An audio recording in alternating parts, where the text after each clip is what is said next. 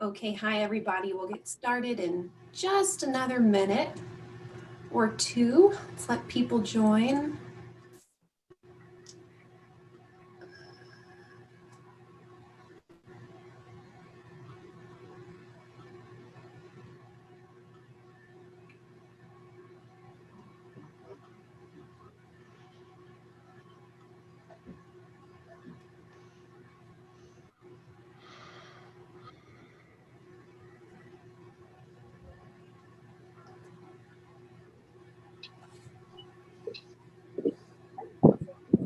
What?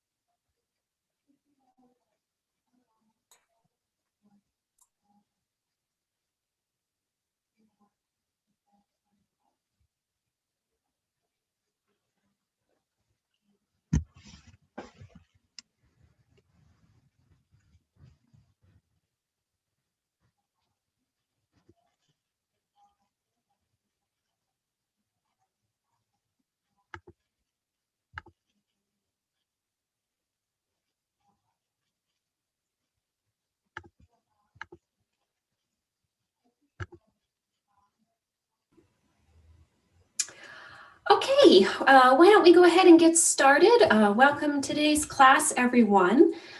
Today we're going to be talking about dimension reduction, which is an incredibly useful topic for data science. So we'll discuss dimension reduction a little bit in broad terms, but spend most of the lecture talking specifically about component analysis, which is kind of the most basic and popular method for reduction. And we'll also discuss how to use PCA visualization. So some recommended readings for today. Check out chapter 10.2 in an Introduction to Statistical Learning.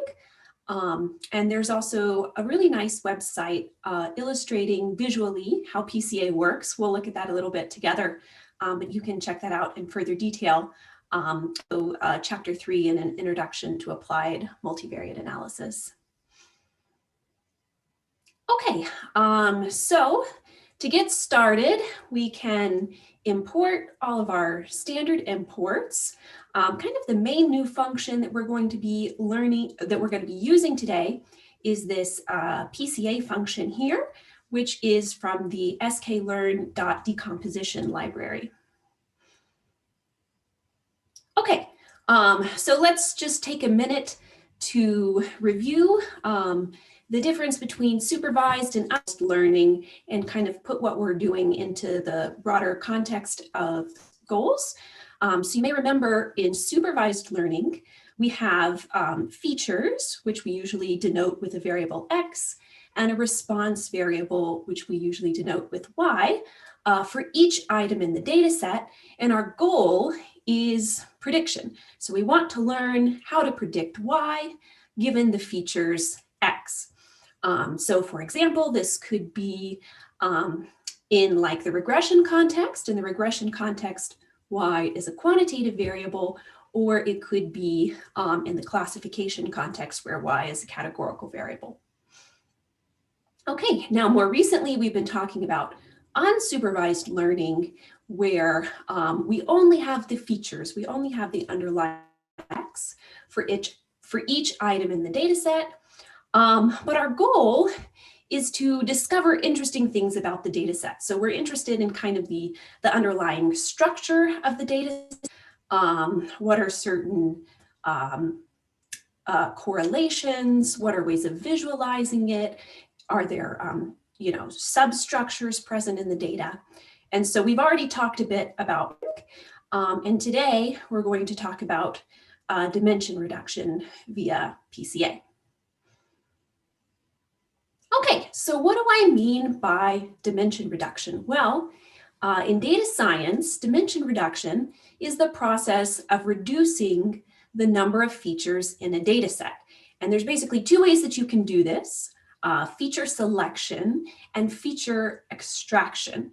So if you're doing feature selection, you are picking a subset of the available features. A lot of times it's useful to have domain knowledge here. So if you're an expert in a certain domain, you may know that certain things are important and others are not important. And so you may sort of carefully craft the features that you want to keep. That can be difficult, however, if you don't have domain knowledge. More generally, in feature extraction, we transform the data from a high dimensional to a lower dimensional space, usually with an automated process. So the most common method for this is called principal component analysis, or PCA. And in this case, the dimension is linear. Okay, so our data starts off in a very high dimensional space. We do a linear transformation to map it down to a low dimensional space. But I should say many other methods, and there are many methods for doing nonlinear dimension reduction, which are quite useful when your data is nonlinear, but we're going to keep it simple today. Okay, and so why do we want to do dimension reduction? Well, a lot of times it's really helpful to remove redundancies and simplify your data set. You may have a data set where you've observed 2,000 features or more, but you may not have that many independent things going on. Some of those features may be highly correlated or redundant, and you would like to get rid of them. It's also easier to visualize low-dimensional data. If you have thousands or even millions of features, it's very, very difficult to visualize in a way that's useful. And also it reduces your storage space for large data sets where they can be stored a lot more efficiently. And also, if the data set has been reduced to live in a smaller number of dimensions, it becomes cheaper and faster to run algorithms on that data set. So computationally intensive tasks become easier to do. And also reducing the dimension can avoid overfitting in certain supervised learning tasks. And often there can be a denoising effect. So if you have really noisy data, sometimes reducing the dimension before you do something like clustering, etc., can be very useful. Okay, so that's kind of our introduction. So now let's talk more specifically about what PCA is. So the problem in general is that many data sets have too many features to be able to explore or understand in a reasonable way. And it's very difficult to make a reasonable plot for high dimensional data. So in principal component analysis, we find a small number of new features which are linear combinations of the old features that explain the variance in the data. And the principal component directions are the directions in feature space in which the data is the most variable. Okay, so let's try to just, first of all, visualize what I'm talking about here with this. This is a really handy web page, kind of explaining what PCA is. Let's first of all look at this 2D example. So let's say we have a data set consisting of two features. Maybe this is height and weight on a collection of individuals. And so here we have our first feature, maybe this is height, and our second feature, maybe this is weight. And what you notice here is that the data kind of looks like it lies along a line. And so the data varies a lot in the direction of this red line, and it doesn't vary a whole lot in the direction of this green line. So if we were to look at the X values and the Y values here, they're kind of equally spread out. They have about the same variance. But on the other hand, if we define a new coordinate system, which is the coordinate system of principal components, we can say, well, we want our first coordinate to measure along the direction of the red line, and we want our second coordinate to measure this green line. And so if we data in this new coordinate system, we can now see that almost all of the variation is occurring in the first coordinate, in the first principal coordinate, and very little variation is occurring in the second. And so you can look, if you look down here at this plot, you see a lot of variation in the first principal component and very little in the second.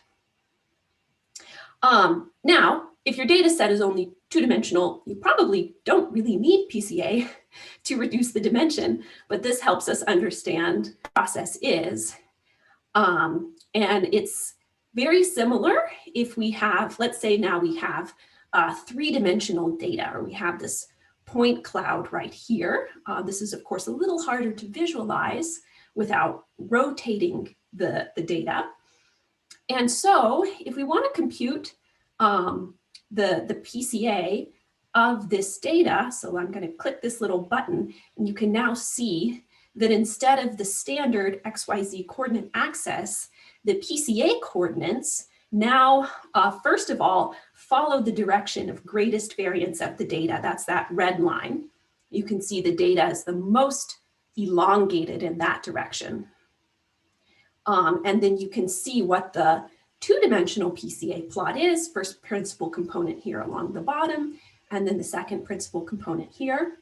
And once again, we went from a coordinate system where we had about equal variance in X, Y, and Z to now finding a new coordinate system where a lot of the variance is now in the first principal component and a smaller variance in the second and third. Okay, so that's kind of the picture of what we're doing. And then I'll sort of go over the math behind what it's doing, but let me maybe pause there for a second and see if there are any questions so far on the goal or the setup.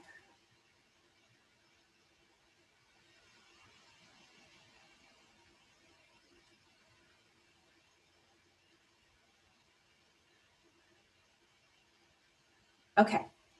All right. So let's talk a little bit about the math going on. Let's say that in our data set, each data point X has P features. And so I can write this as a vector, X1, X2 through XP.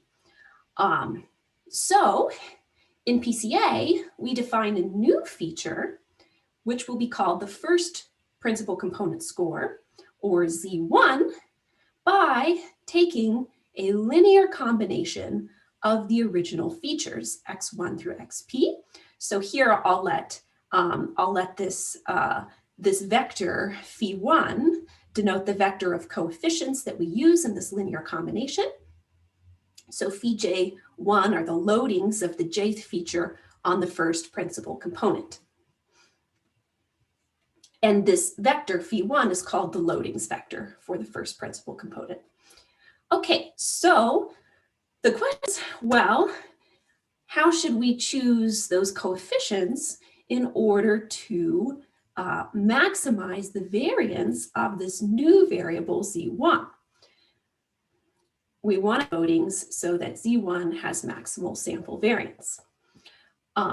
So let's switch here to matrix notation. So let's now let capital X denote our n by p matrix so that Ij is the ith individual jth feature, and X is just basically the collection of all of the data into a big matrix.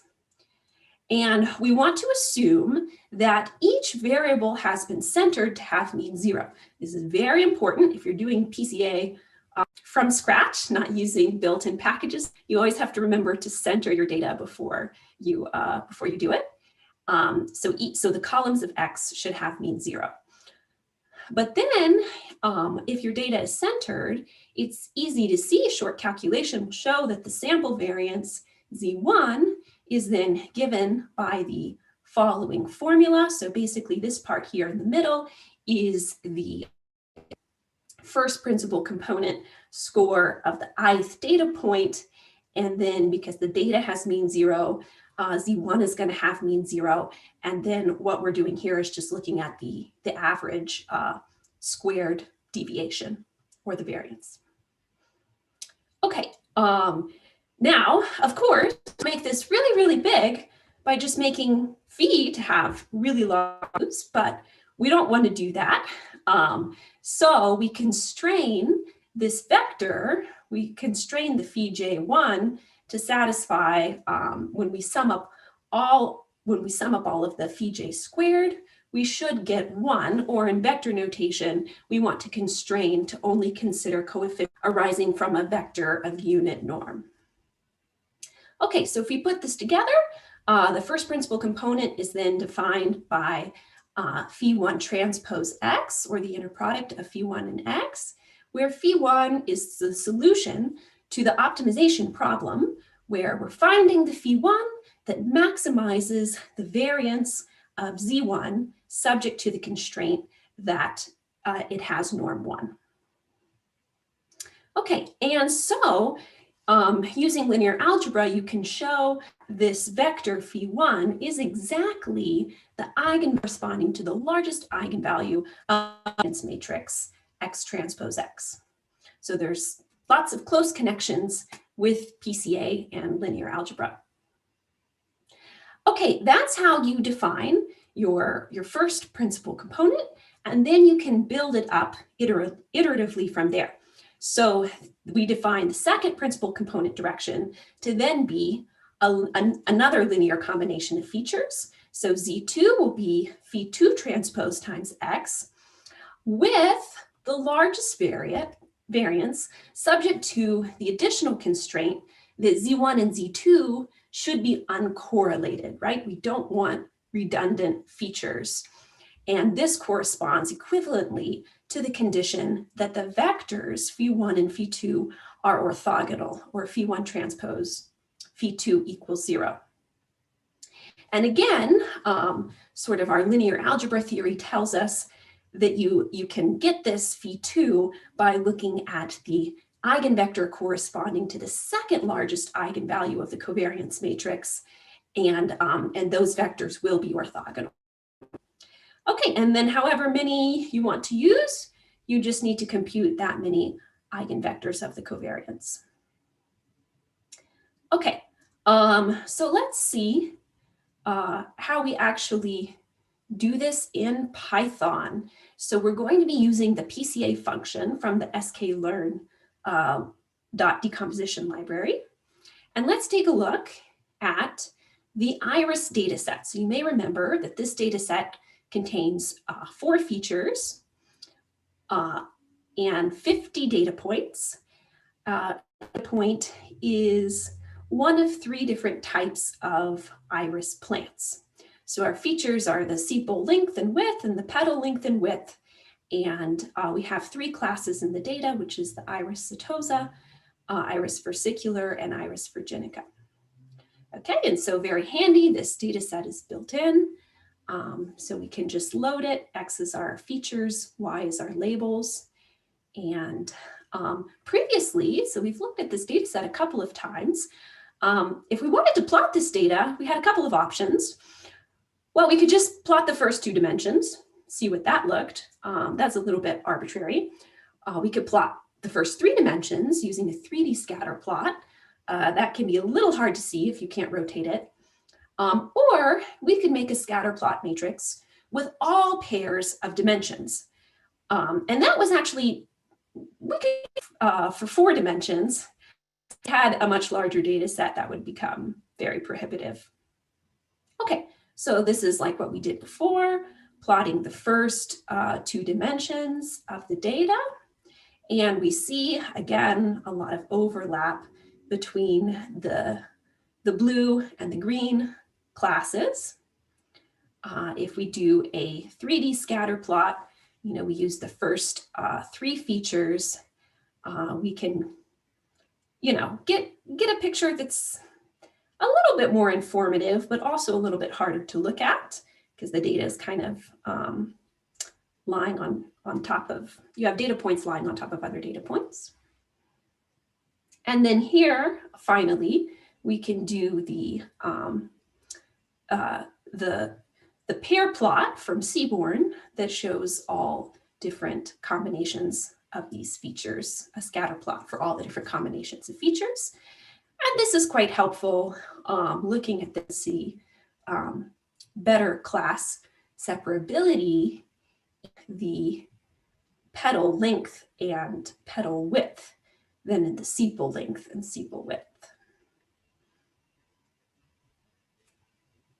Okay, but now let's take a look at visualizing this data with PCA. So first we define our PCA model with the PCA function, and then we can fit the data. So we can use the fit transform to define, now these will be the new coordinates, the PCA coordinates of the data. And so if we look at the first 2 columns here, that's PCA 1 and 2, we can see actually a really nice plot of the data. And in the PCA coordinates, we do see a lot less overlap between these 2 classes than we did just using the first 2 features. Okay, so let's use PCA to visualize the cluster analysis for this data set. That can be very helpful. So here we can use, we can apply of course, we can do whatever clustering algorithm we want. We've talked about a few means. We can do hierarchical clustering. Let's start with hierarchical clustering with an average linkage function using Euclidean distance. So we can do that with our agglomerative clustering function, and then look at what the predicted class identities would be, and then measure the v-measure score between the predicted labels and the true labels. Okay, and so you can see, oh yeah, there it is, sorry. The v-score, the v-measure is 0.8, and this is the plot that we get with the predicted cluster identities. And you can see it's pretty, it's not perfect. I mean, a v-score of 0.8 is not great, but it's pretty good compared to what we would get with, say, just the first 2 features. Right, this is what you have here with the first 2 features. Okay. Okay, any questions on that part, on this sort of mathematics of PCA or the sort of initial implementation in Python?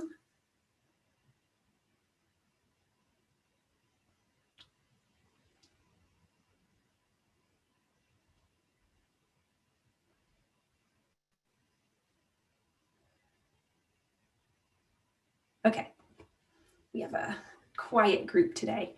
Well, one important question is, if you're doing PCA, how many principal components should you use? How many principal components are needed to sort of capture enough of the underlying structure of the data? For plotting the data, generally you can only plot 2 or at most 3 at a time. That's just the limitations of data visualization, but that may not be enough to actually, I mean, you may have data that is too complex to be represented accurately in 2 or 3 dimensions. So in other applications, you need to think about how many principal components you need to keep in order to adequately explain the data, but not so many as to be redundant. And one way that you can decide is to consider the percentage of the variance explained by each component, which you can visualize in a scree plot. So for example, in the IRIS data set that we were looking at, we can extract those percentages from this explained variance ratio function. And then if we print that, we can get the following plot where we see the principal component, 1, 2, 3, 4, and the proportion of the variance explained by that principal component. So for the IRIS data set, actually 92% of the variance in the data can be explained just by the first principal component. That is a lot, actually. And then the second component explains 5%, the third component 1.7%, and the last component less than 1%. And again, there's a close connection with linear algebra. How you actually get these percentages is each principal component responds to an eigenvector of the covariance matrix. And if you've taken linear algebra, you'll know each eigenvector comes with an associated eigenvalue. And so the percentage of variance explained by that is exactly proportional to the size of that eigenvalue. So each principal component gets an eigenvalue, and if you divide that eigenvalue by the sum of all of the eigenvalues, that's where these percentages come from. Okay, so look now at a little bit more of a slightly higher dimensional data set, which is the MNEST handwritten digit data set. And so you'll remember that this consists of images of handwritten digits together with labels indicating digit is in each image. And I think, oh, well, before I go on, we did get a question here. So it's all related to the covariance matrix. Yes, yes, exactly. So you have your data set, you center it, you make your covariance matrix, and then you compute the eigenvalues and the eigenvectors of that covariance matrix, and that actually defines this whole method. Yeah, both what those directions are and how much variance in the data they explain.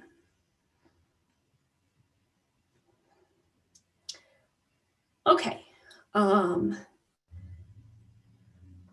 So this data set is frequently used for benchmarking because we have features, but we also have labels because people took the trouble to go through all of these images and annotate. So it's very nice for comparison purposes.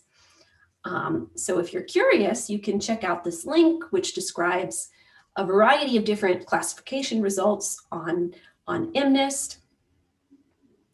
Those are based on a version of the data set with a higher resolution than the one we've been playing with in Python. But you can also see a comparison of the different classification methods for scikit-learn that are available in scikit-learn on the MNIST data set at that link.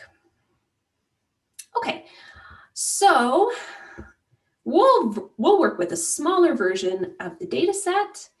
And so we have 10 classes corresponding to each of the 10 digits, about 180 samples per class, a total of about 1,800 data points, each having a feature dimension of 64, which corresponds to the pixel intensity of this 8x8 image.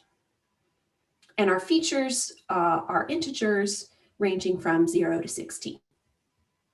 Okay, and this data has been pre-processed so that it's size normalized and centered within the digit is centered within that 8x8 image.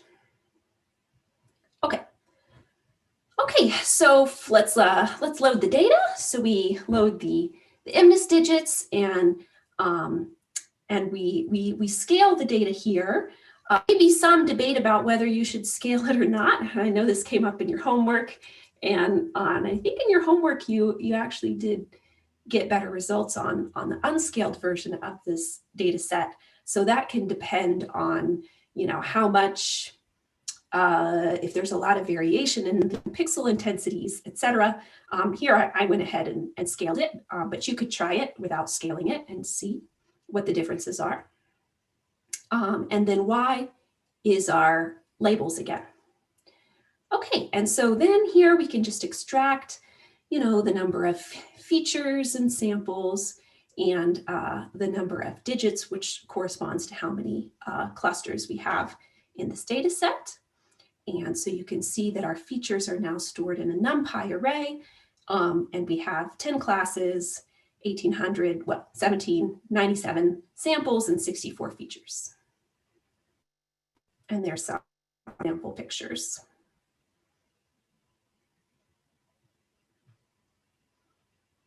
Okay, so here we'll see how we can actually visualize this data set, visualize the relationship between some of these different classes using PCA. So once again, we can use the PCA function, and here I'm specifying specifically that we're just going to do 2 components.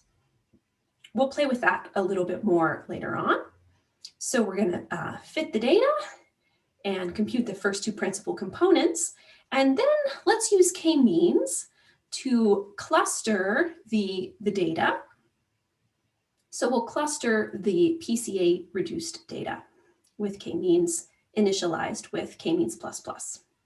Okay, then we can compute the v-measure score for the data, and that is going to come out to be, here I'll just go ahead and hop down here, 0.46 is the v-measure score for that. And we can visualize what the classification algorithm is doing by, first of all, defining a mesh. So we want a mesh that ranges over all of the different values of the first 2 principal components. And then we can predict, actually, let me just hop down here to the picture so you can see what's going on here. So this is the data, and then the colored regions are the class prediction according to the k-means algorithm.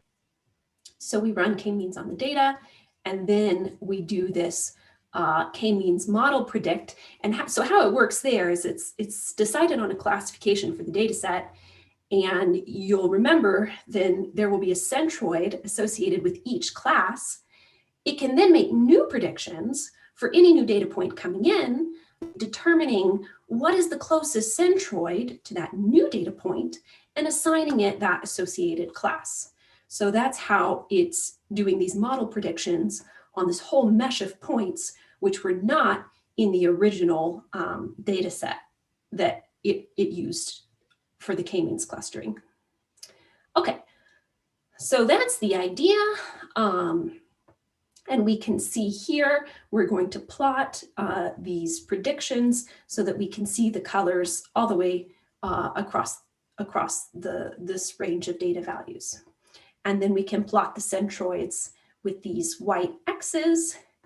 And you can see, now we don't see exactly which ones correspond to 1 and which ones correspond to 2, but we do get a way of visualizing the data. Okay, but you may say, well, 0.46 is not very good. It doesn't really look like these 2 dimensions were enough to capture the cluster structure, or maybe we use the wrong clustering algorithm, or maybe it's just a hard problem, but we can explore at least how things change as we vary the number of dimensions. So here, I'm just increasing the number of principal components from 2 all the way up to 60. I think that just goes up to 62, not 64. And then, so for each number of principal components, we can recompute the PCA with that number with that dimension, then apply k-means, and then evaluate what the V-measure score is for that clustering. And so if we take a look at this data set, we can see if we start off with 2 dimensions, the V-score is very bad, but it increases pretty rapidly as you use more PCs, probably up to about 10. So going up to about 10 principal components seems to really help with clustering this data set. And then it kind of levels off, and you may gain a little bit, you may lose a little bit, but we don't see a whole lot of improvement in the clustering performance going beyond the 10 PCs. Okay, why don't we take a short break there? So go ahead and take our 5-minute bio break, and we'll come back at 1:05.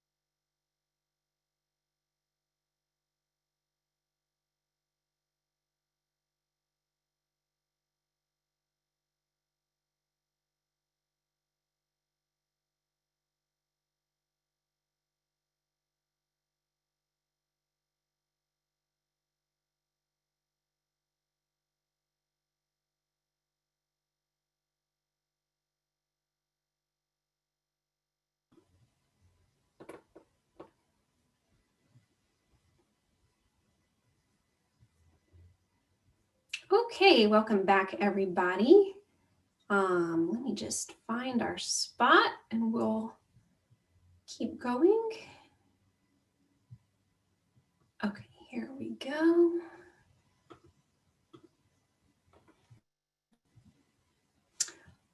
Okay,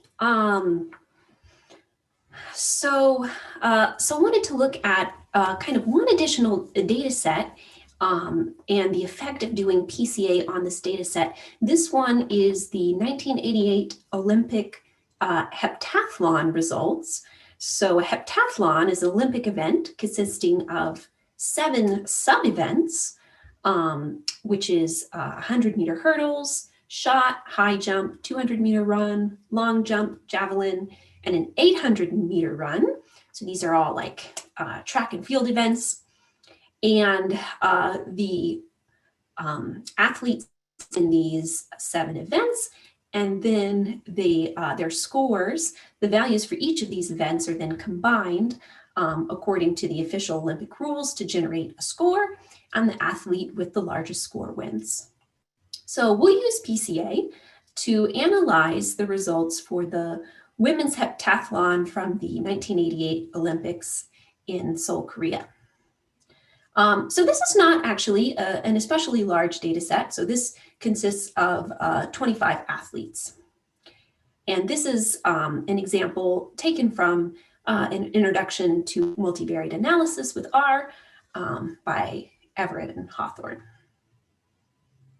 Okay, so we can read in the data with our pandas.read CSV function, and then we can take a look at what we have. So we have the names of all of the athletes and where they're from, and then their scores for all of the different Olympic events.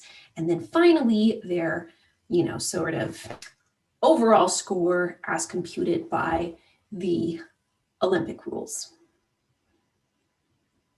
Okay, and so if we want, we can get short numerical summaries for each variable. This can be helpful just for finding the scale of the data so we can see the mean and all the summary statistics for these different events.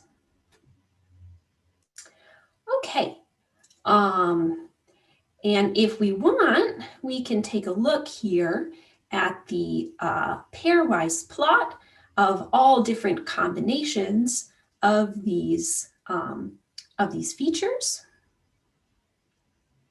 And you can see some of them look strongly correlated. Some of them look not at all correlated. And so this is kind of a good initial visualization for the data. And you'll notice that for some of the plots, we see a negative correlation. So any ideas as to why some of the features would be negatively correlated? Ones that you're supposed to be fast at. Yeah, so like there might be an event where you're supposed to be fast at, and so the longer time you take, the worse you're going to do. Yeah. And so for that type of event, you want like a small number, right? But for other events, you may want a big number, like the javelin throw. You want to throw it as far as possible. But for the races, you want to run them as quickly as possible. So that's exactly it. So some of these are measuring like time, and some of these are measuring like distances and heights. And so sometimes you want a small number and sometimes you want a big number. So that's exactly what's going on. Okay, and you may notice in these plots, there tends to be one point that's an outlier. So you can kind of see there's this one point that kind of tends to always be far away from the other points. And this is corresponds to the athlete, I'm not sure how to pronounce that, Luna from P&G. And sometimes, as we've seen with like correlation and regression, you can have, outliers can have a big effect on the results. of doing a model or doing a dimension reduction process like this. So sometimes it's useful to look at your data first, see if you have any outliers, and consider removing it before proceeding with the analysis. So let's do that here, and we'll drop that that one data point that seems to be kind of far away from the others, so it doesn't influence our data reduction too much. Okay, and then now we'll do our PCA on the data. Okay, well, before we do that, so let me ask the question. Is it enough to take this data and center it and then compute the covariance matrix? Or do you think there's any pre-processing that needs to happen here?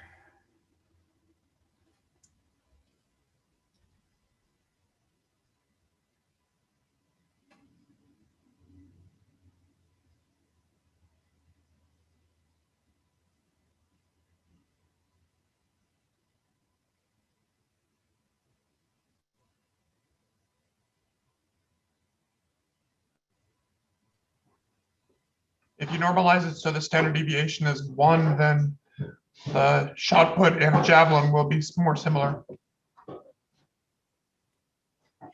Yeah, right. So this is an important thing to realize about this data set. You know, data sets are different, but this data has, you know, 7 different events, all measured in different units, right?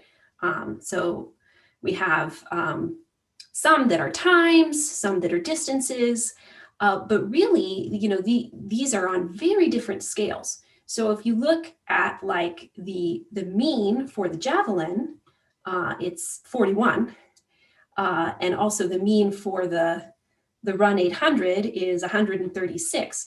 Those are much larger than the means, you know, for some of these other events like the high jump and the shot and the long jump. So if you don't do something to kind of normalize things before you do PCA, then your results are going to be really dominated by the features that were measured on a large scale, but there's really no reason for that. You know, it's really not that the 800-meter event should be more important in the overall outcome than these other events. So, so what you can do when that's the case is, yeah, scale the data. So in addition to centering each column, we also normalize it so that the standard deviation of each of these features is 1.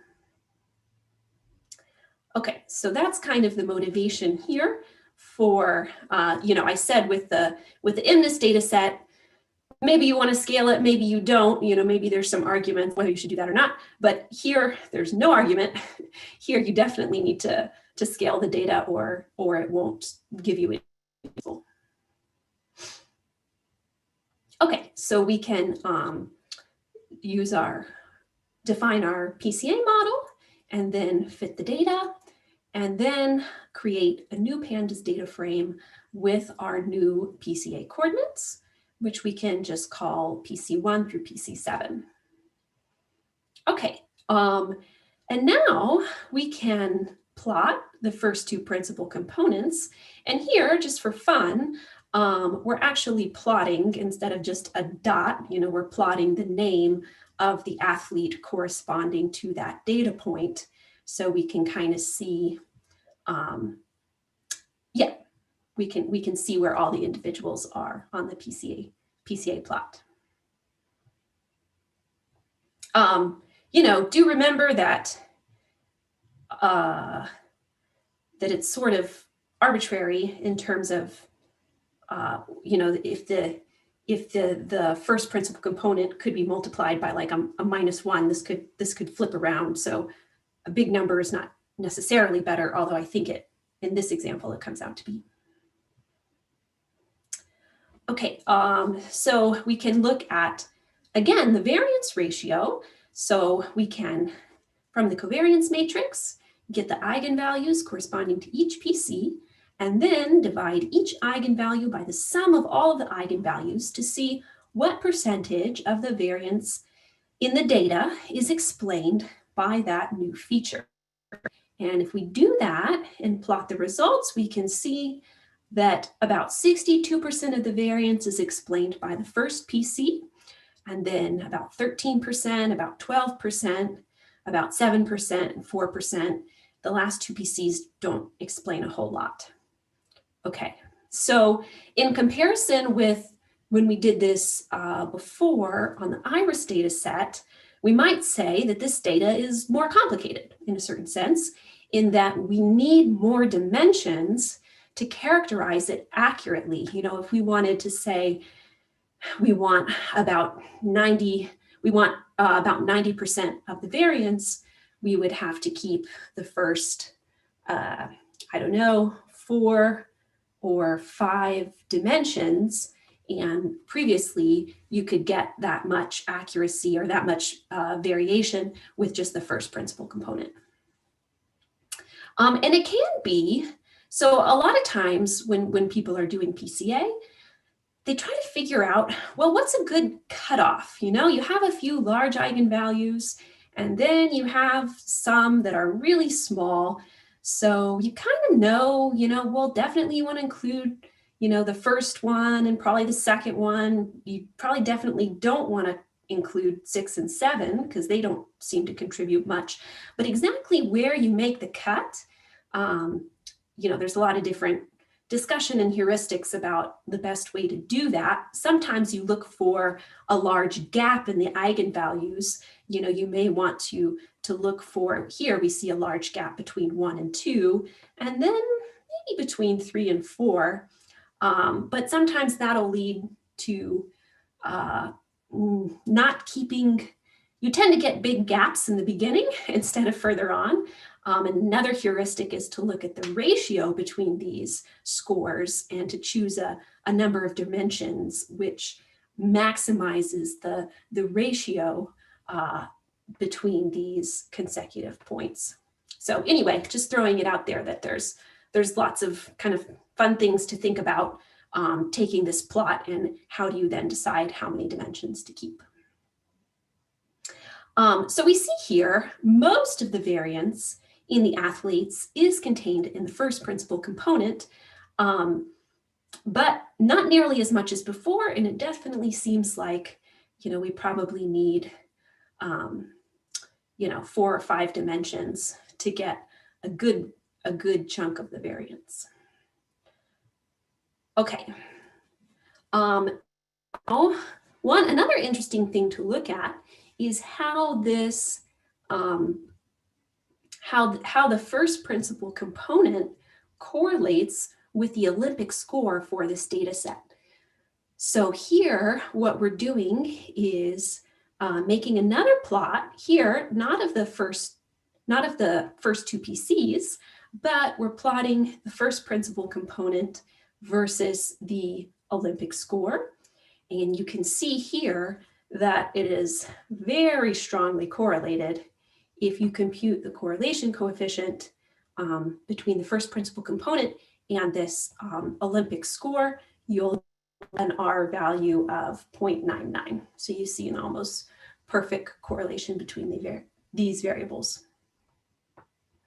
And one athlete in particular, Jackie Joyner-Kersee, stands out. So you can see she's way up there, well separated from the pack, and she was the winner of the heptathlon event. Okay, if you're interested, you can read more about the event there. And one thing, let's now take a look. So I said you should be very careful to scale this data, because if you don't, bad things will happen. We can go back and maybe see what would have happened if we had not scaled the data. So let's see if we do this. Do I need to? Yeah, I think this is fine. Let me try it. Let me try just rerunning it from here. Okay.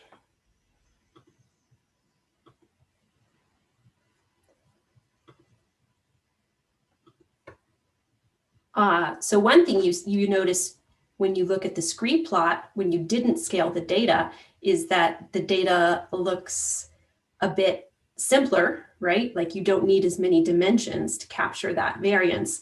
And that's because you have those events measured on a large scale that are kind of dominating everything else. Of course, you wouldn't necessarily know that ahead of time, but you can also see here now if you didn't scale the data and you just went ahead and defined PCA that way, you have a much worse correlation between that first principal component and the Olympic score. Now the correlation is only like 0.7. Okay, so that actually didn't take quite as long to get through as I thought, but I have a few other things that maybe I can just comment on since I've done a lot of work with PCA and dimension reduction in general. But first of all, any questions I have a on any question. of this that we've covered? Yeah. Is there a simple way using this package in Python to look at the loadings on the principal components? Oh, that's a great question. Yes, there is, but I would need to look up the syntax for it. I don't remember it off the top of my head, but I can do that and post it in Slack Okay, afterwards. yeah, that'd be great. Yeah, sure. Good question. Yeah. Any other questions?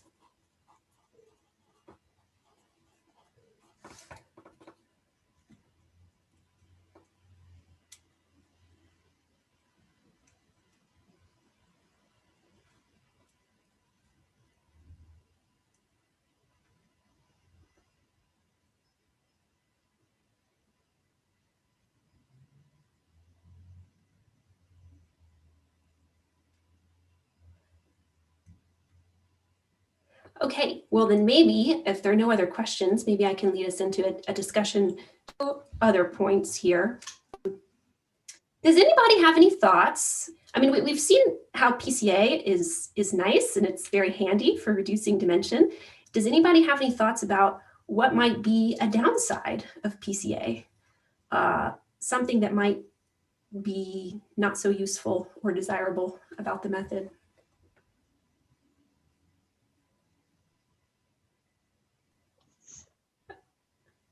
It's wait. like less, Oh, go ahead. it's not so easy to like interpret the results. Yeah, that's a great point. And why do you say it's not so easy to interpret the results? Like if you were trying to find out like what, how you can like, I guess, predict scores in this example in the heptathlon, like the first principal component might be like a bunch of different of the results multiplied with each other in some weird way. And that doesn't really like mean anything in the real world. Yeah, exactly. So when you're defining this, I guess we kind of have this picture up here with the Z. Let me go back up to, remember when we define this new coordinate, this first principal component, we're taking a linear combination potentially of all of our features. And that might not be super useful for somebody who wants to know, what genetic marker specifically is going to predict that I get cancer, right? Or which few events are going to be the most important in my overall performance, right? So this is really useful for representing the data efficiently in a small number of dimensions. But the downside is exactly that it's not always super interpretable because you're making these new features as a linear combination of all of your features. And if you really want to know what features should I care about or what features are, predictive of something, then that can be a problem. You can look at the size of the coefficients. So sometimes, if you have some of these coefficients some of these entries in the vector that are really big relative to the other ones, you may think that that feature is more important. But you can, there's sort of a generalization of this called sparse PCA, where you constrain the model to, to not be able to do that. So this vector, this phi, has to be sparse. It can only use a few features to make the new feature. So yeah, great point.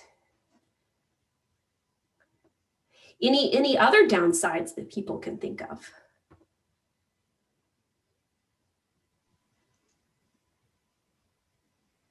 I wonder how it would do with just purely categorical data. On categorical data. So like if you just kind of didn't think about it and you did PC on your categorical data as like some of the features. Yeah. Yeah. Go ahead. Oh, I was just going to say, I wonder if maybe you had like one other in this, say for this data set, if you had one other factor of like male versus female or something like that, where it was just like a binary 1 or 0, or like to see how that would affect, and like say you didn't scale that properly and you just did PCA on it.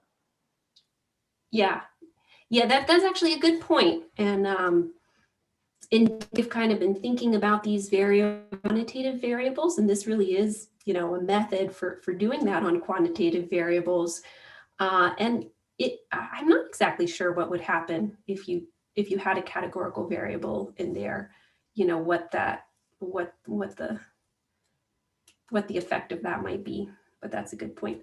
I think we had another question here in the chat. If one does PCA on some data, this simplifies the data set. Do you run logistic regression again? What more can be done to verify it? Yeah.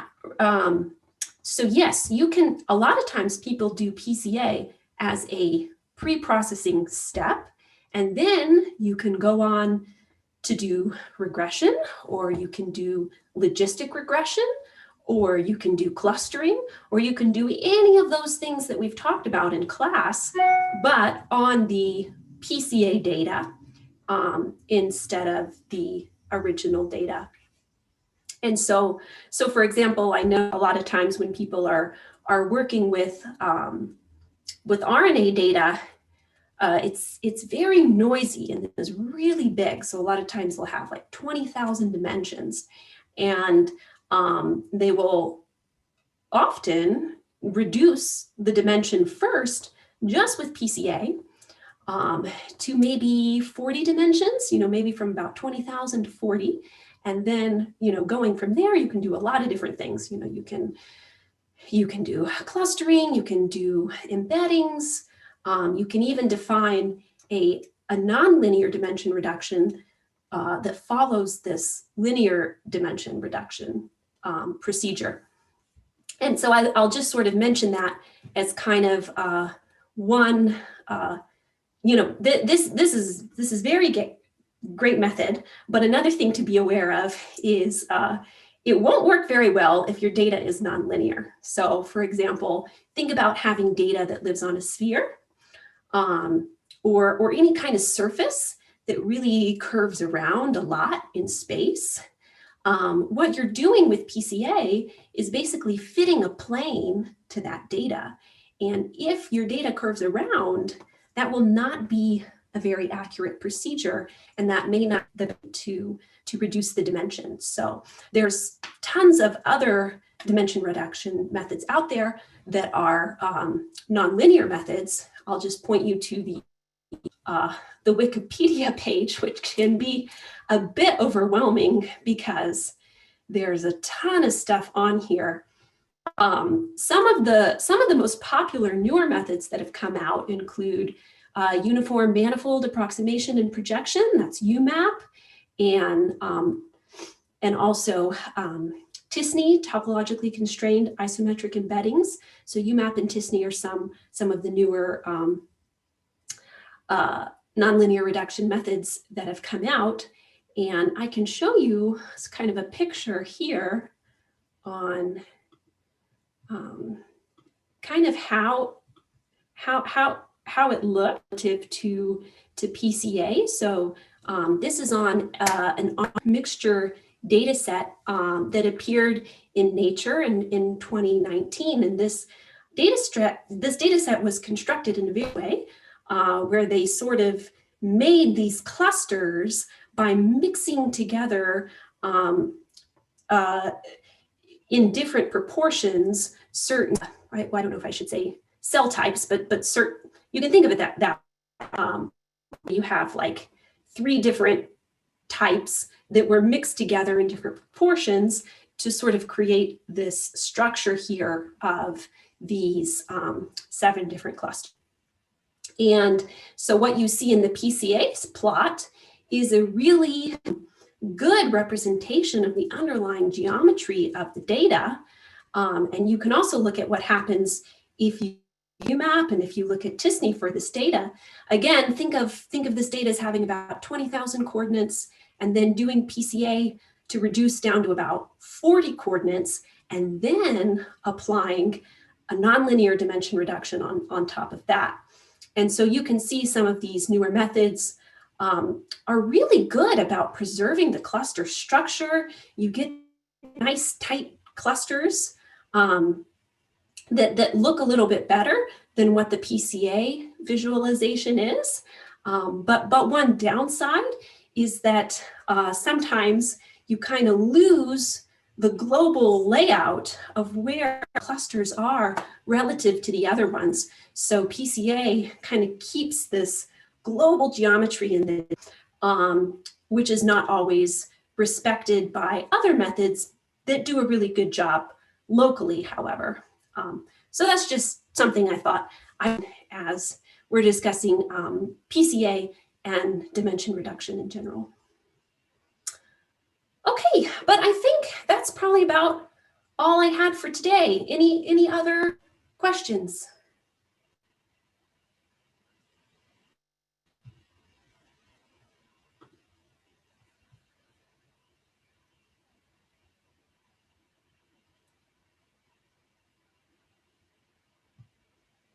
Okay, well, sounds good. Well, you guys have a great week and I'll see you Thursday. Bye, everybody. Thank you. Bye. Thank you. Thank you.